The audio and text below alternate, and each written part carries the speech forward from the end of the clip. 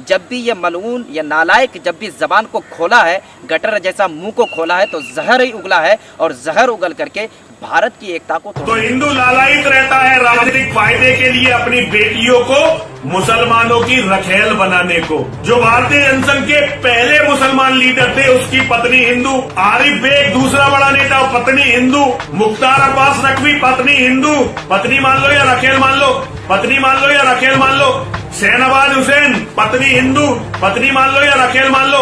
रक्षाबंधन जैसे पवित्र त्योहार का दुरुपयोग करके हिंदू बेटियों को मुसलमानों की रखेल। लगेगी आग तो आएंगे घर कई इज्जत में, यहाँ पे सिर्फ हमारा मकान तोड़ी गए। किसी जमाने में राहत इंदौरी ने कहा जरूर था, लेकिन वो शेर अभी जिस तरह से चल रहा है।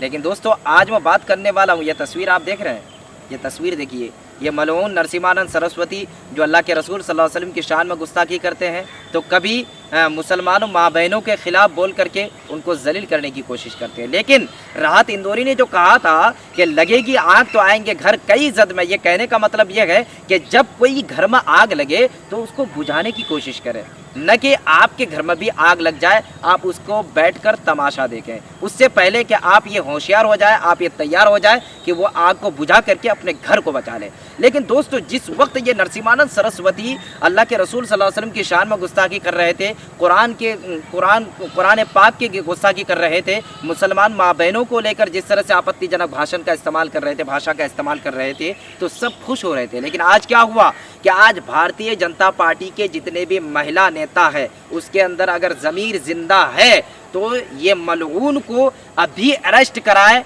और इसको सख्त से सख्त कार्रवाई करके इसको सलाखों के अंदर डालना चाहिए। क्योंकि इस तरह के लोग भारत के एकता को जिस तरह से तोड़ने की कोशिश कर रहे हैं, जब भी ये मलऊन या नालायक जब भी जबान को खोला है, गटर जैसा मुंह को खोला है, तो जहर ही उगला है और जहर उगल करके भारत की एकता को तोड़ने की कोशिश करें। लेकिन दोस्तों ये मलून यहाँ तक नहीं रुका, बल्कि शाहनवाज हुसैन के अंदर अगर ज़मीर जिंदा है, अगर मुख्तार अब्बास नकवी के अंदर अगर ज़मीर जिंदा है, उनकी बीवियों को वो क्या कहा। अब शाहनवाज हुसैन जो राष्ट्रीय प्रवक्ता है भारतीय जनता पार्टी के, जो भारतीय जनता पार्टी के एक वरिष्ठ नेता के लिस्ट में उसको नाम लिया जाता है, जिसको कहा जाता है शाहनवाज हुसैन, उसकी बीवी को वो रखेल तक कह दिया। अब बताइए अगर उस वक्त इसके मुंह में 2-4 थप्पड़ लगाकर इसके मुंह को अगर बंद कर दिया जाता, अगर इसको जेल के अंदर डाल दिया जाता, इसको FIR दर्ज करके इसको सख्त से सख्त कार्रवाई की जाती, तो आज उसकी हिम्मत नहीं होती कि किसी की बीवी के ऊपर वो उंगली उठाता।